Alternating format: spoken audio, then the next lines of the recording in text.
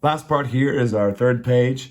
We're going to not only identify the equation, but we're also going to balance it. So the first one, you see here, we have oxygen yielding carbon dioxide in water. That is automatically a combustion equation, especially if that first element starts with C. We are burning something in the presence of oxygen.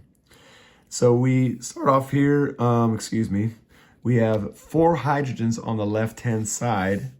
So we need 4 hydrogens on the right. So we started off with just water. So I'm going to add a 2 to that water. That gives me 2 oxygens plus 2 oxygens, which gives me 4 total oxygens on this side. So if I look over here, I just need to add a 2. So it gives me 4 oxygens on that side, 1 carbon, 1 carbon. Next question is a decomposition. It says, hint right here, lithium and nitrogen gas are produced. So I said, Coach Leak, why did you write N2 and not just an N? When N is nitrogen, is a diatomic element. So anytime it is by itself, you must give it a 2. So if I have N2 here, I need to change this to a 2 to give me 2 nitrogens. So 2 times 3 is 6 lithiums. Gives me 6 lithiums right there. Next one is a single replacement. Make sure you double check Coach Leak. Potassium, is it higher on the chart than hydrogen? Yes, it is. So the potassium is going to overtake hydrogen and make hydrogen then go by itself. Hydrogen is a diatomic, so do not forget to write your diatomics as a 2, not just H. So I have 2 H's, 2 H's. Doing a little charge switching here. Potassium is a 1, oxygen is a 2. So if I switch those charges, potassium will get the 2 and oxygen will get a 1.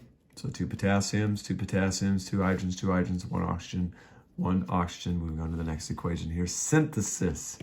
Anytime you have 2 smaller elements or compounds combining into a single molecule on the left, that is synthesis. Synthesis means to put together. So aluminum chloride, AlCl3, is where we will begin. Again, checking your charges. Aluminum is a 3, chlorine is a 1. You switch those numbers, and that's where I got that. So chlorine by itself is a diatomic. So if I have 3 chlorines over here, 2 chlorines over there, 6 is a common denominator. 2 times 3 gives me 6. 3 times 2 gives me 6. Changing 2 aluminums to 2 aluminums, your equation is now balanced. Single replacement, same thing, but we have a halogen here, not a not a metal. So I check my activity series chart. Bromine is in fact higher on the series than iodine. So these 2 compounds are going to trade places. Notice how iodine is paired up here, but it's by itself over here. Diatomic compound here, so we have 2 sodiums, 2 bromines, 2 sodiums, 2 bromines, 2 iodines, 2 iodines. Your equation is balanced. It's good to go. Next thing here is you have a double replacement equation. So you have 2 compounds. The metals are going to switch spots. So in the start, I have a nitrate over here, and I have a nitrate over there. Chromate is a 2. That's why there's a 2 over here by the sodium, because the charges switch places here. And same thing over here. Silver is also a 1. Chromate is a 2, so the 2 goes down to silver.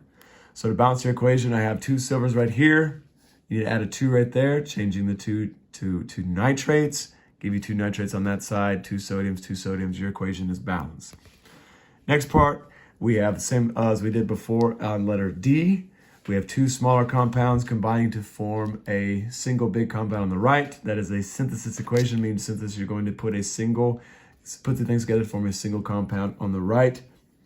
Oxygen is a diatomic, so it's by itself. You give it a 2.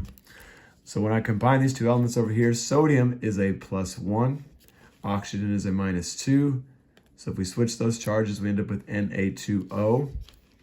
So I have 1 oxygen there, 2 oxygens there. Excuse me, I forgot to finish this equation. So I have 2 sodiums. I have 1 oxygen, but 2 oxygens. So if I put a 2 right here, it gives me 2 oxygens and 2 oxygens. Now I have 4 sodiums. Excuse me for that. Now I have 4 sodiums right there. Next one here is a double replacement equation again. So we have hydrochloric acid plus sodium hydroxide it's going to form water, and this right here is called salt. Is a double placement equation because, again, these two metals are going to switch spots. So I have water and sodium chloride. The good thing about this equation, it is automatically balanced. 2 hydrogens here, and I have 2 hydrogens over here. 1 chlorine, 1 sodium, 1 sodium. Last equation on the day is a combustion equation because, again, we have oxygen yielding carbon dioxide and water. So we are burning a compound in the presence of oxygen. This one's a little bit trickier to balance because you see right here we have an odd number of carbons. So if we start off and say, okay, I have 3 carbons there, so let's add 3 carbons here. Gives me 3 carbons, 3 carbons. Well, then I have 8 hydrogens on this side, so if I add a 4 right here, 4 times 2 would give me 8 hydrogens. So now if we add up all of our oxygens, we have 3 times 2, which gives me 6, plus 4 is 10. In order to get 10 oxygens on this side, I just take whatever 10 is divided by 2, which is 5. Your equation is now balanced. Wish you good luck on your test.